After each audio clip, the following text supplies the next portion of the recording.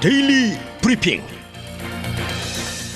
네, 오늘 데일리 브리핑에서는 ABC 회계법인의 대표이신 안병찬 CPA를 전화로 연결해서 이제 연말에 챙겨야 할 것 중에 세금과 관련된 내용을 좀 알아보도록 하겠습니다. 안녕하십니까? 네, 안녕하세요. 연말이 되면은 뭐 챙겨야 할 중요한 것들이 상당히 많죠. 우선 이 세금과 관련돼서 우리가 챙겨야 될 중요한 이유는 뭐라고 생각하십니까? 네, 그 세금은 아시다시피 그 1년을 정산하는 거기 때문에 네. 보통 우리가 이제 캘린더 이어리라고 하죠. 그래서 1월 1일부터 12월 31일까지 것을 정리해서 그 다음에 이제 4월 15일까지 이제 보고하게 되는데요.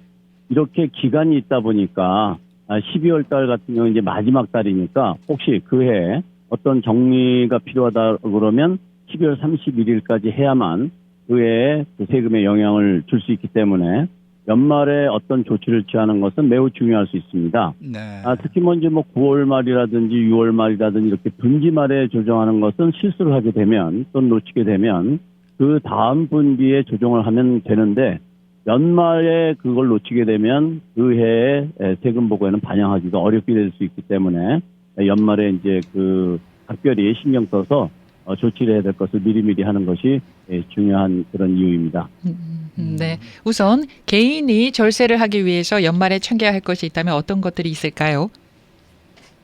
네, 이제 뭐 아시다시피 개인 세금 보고는 뭐 들어가야 될 게 소득의 그 종류나 규모 그리고 이제 그 활동 경제 활동에 따라서 너무 천차만별이기 때문에 정리해야 될 것이 상당히 많이 있긴 하지만 일반적으로 이제 필요한 것을 간단하게 좀 정리를 해드리면 우선 이제 그 개인들 같은 경우는 이해하셔야 될 것이 스탠다드 디덕션하고 항목별 공제 그러니까 아이러마이 디덕션 이렇게 표준 공제하고 항목별 공제를 잘 이해하시는 것이 중요하겠는데요.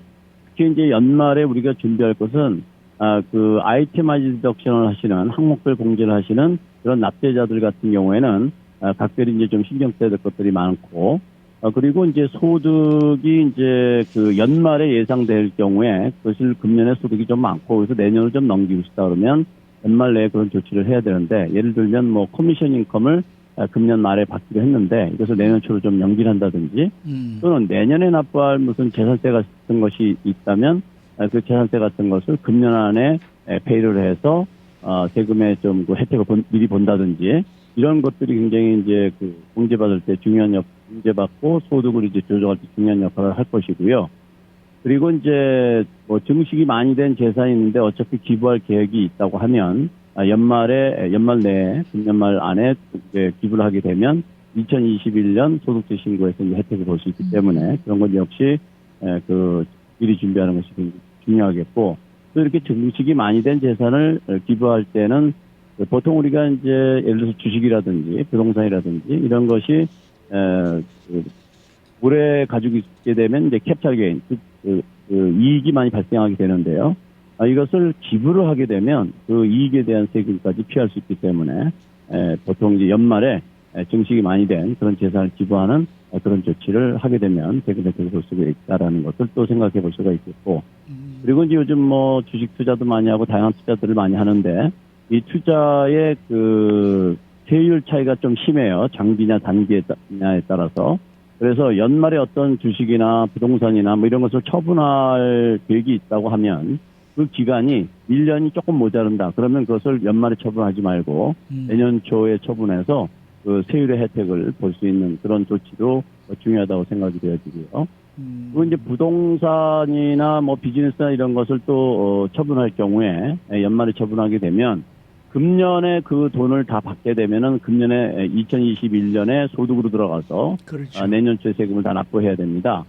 그렇지만 이것을 만약에 나누어서 받는다 그러면 2021년에 일부를 받고 2022년에 또 일부를 받는다고 하면 그 소득을 나누어서 보고할 수 있기 때문에 어떤 세금에 대한 부담감을 좀 줄일 수 있다. 물론 이제 뭐 5년이나 10년 이렇게 장기적으로 할 경우에는 그만큼 또 나누어서 받을 수 있기 때문에 세금에 대한 부담을 당연히 줄일 수가 있겠고요.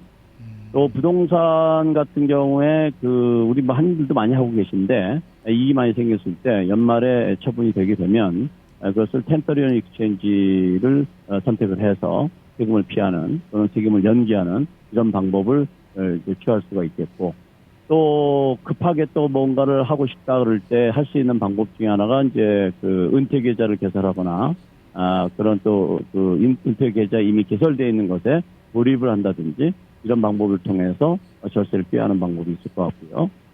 그리고 이제 그 증여에 대해서도 많은 질문들이 있는데 증여 같은 경우에는 물론 지금 증여세는 거의 2천만 불 넘는 것까지 세금이 없지만 그런 그 증여세 그 면세 한도액을 초과해서 지급할 경우에 1년에 15,000달러까지는 그 1인당 15,000달러까지는 세금 없이 증여할 수 있다는 점도 역시 6년 안에 만약에 하신다 그러면 12월 31일 안에 꼭 해야 되겠고, 그리고 이제 소득이 좀 있으신 분들은 예납세금을 점검하는 게 굉장히 중요하겠죠. 왜냐하면 내년 1월 15일이 예납세금의 마지막 날입니다. 그래서 지금 이제 예납세금을 어느 정도 세금이 어느 정도 나올지 예상을 해서 그 예납세금 놓치지 않는 이런 것들이 개인들이 좀 챙겨야 될 연말에 중요한 사안들이 아닌가 이렇게 생각이 듭니다. 그런데 뭐 소득이 많은 사람들은 절세 준비로 바쁠 것 같다라는 것은 이해가 가는데 뭐 소득이 많지 않은 사람들도 과연 뭐 세금 관련해서 챙길 게 있습니까? 네, 좋은 질문이신데요. 사실은 절세라는 것은 소득이 많아야지 그 관심이 있게 되고 또 효과가 크게 되죠. 그런데 소득이 작거나 또는 없다 하더라도 챙겨야 될 것들이 있습니다.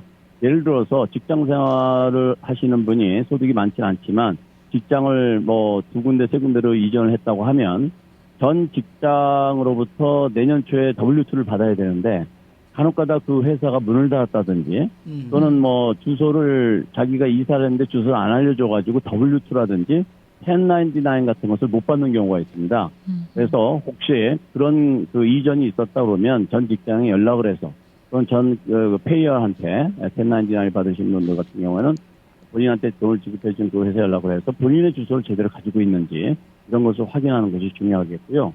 그리고 뭐 소득이 없다 하더라도 갬블을 할 수가 있는데 혹시 연초에 2021년 초라든지 또는 중간에 어떤 그 갬블 소득이 있었다고 하면 그것 놓치면 국세청에서 바로 연락이 오니까 또 역시 챙겨야 되겠고, 미국에서는 소득이 또 없는데 한국에 어떤 그 금융재산이 있다든지 또 한국에 어떤 그 소득이 발생한 것이 있다고 하면 그 역시 놓치지 말고 신고하는 것이 굉장히 중요하겠고요.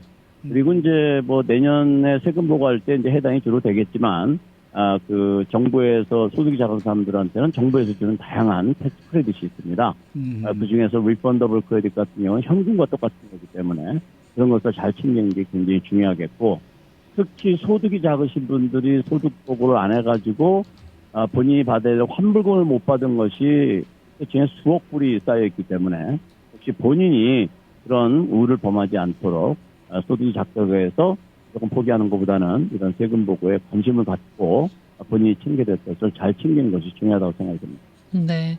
혹시 그 EDD 받았던 거요? 이 올해에? 네. 그거는 세금 보고를 해야 되는 건가요? 아니면은 세금 보고 안 해도 되는 겁니까? 네, 그거는 면세라고 이미 발표를 했기 때문에 네네. 그것은 세금 보고하지 않으셔도 괜찮습니다. 알겠습니다. 자, 지난해에 이어서 올해도 주식시장이 매우 뜨거웠는데 주식 투자자들이 연말에 조치를 해야 할 것이 있다면 어떤 게 있겠습니까?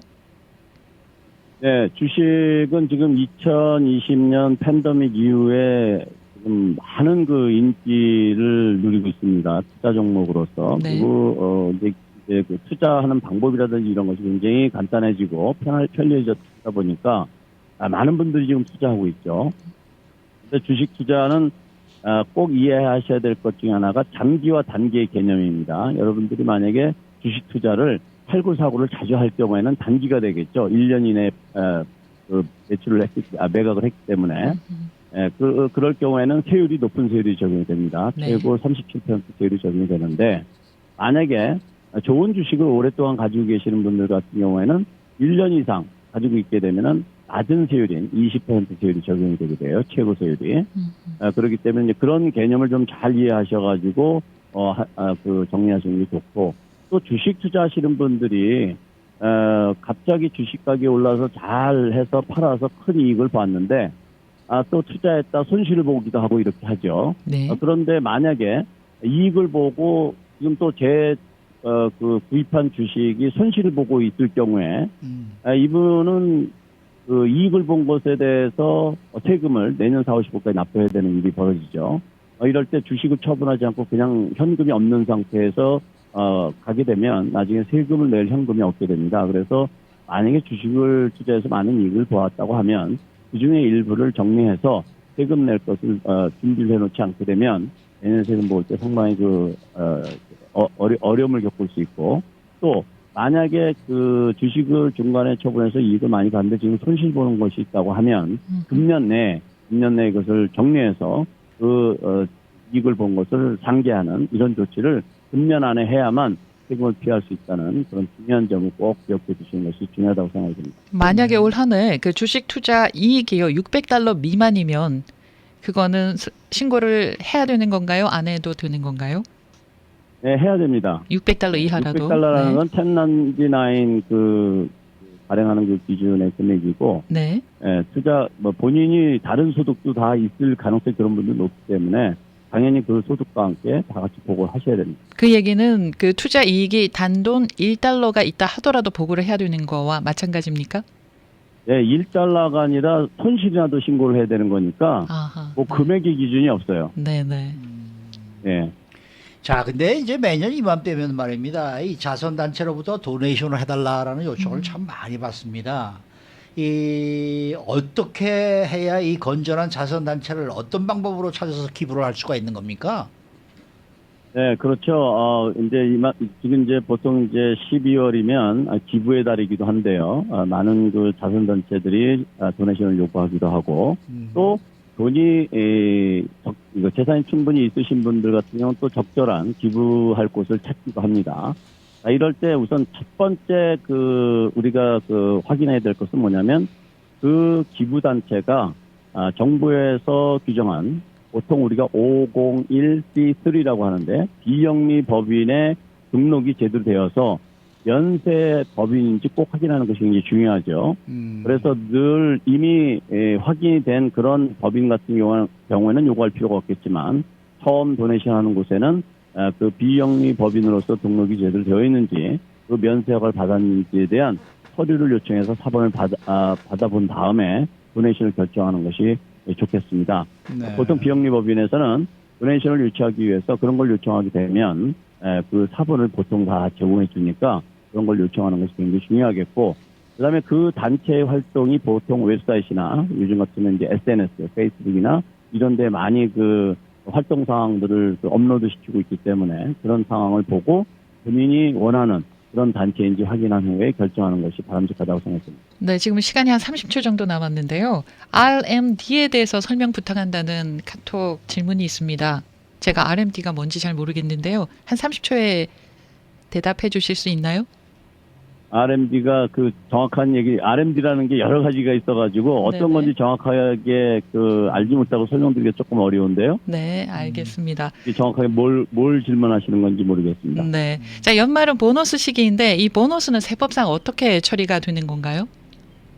보너스는 급여하고 똑같다고 생각합니다. 그래서 세금 보너스 내이죠. 받으시는 분은 WTO에 포함돼서 받으셔야 되고, 네. 그리고 그 반대로 보너스를 지급하시는 분들은 그 페이롤로 취급해서 반드시 페이롤 신고를 하셔야 됩니다. 네. 알겠습니다. 저는 뭐 보너스 받으면 꼭 세금 냅니다. 오늘 말씀 잘 들었습니다.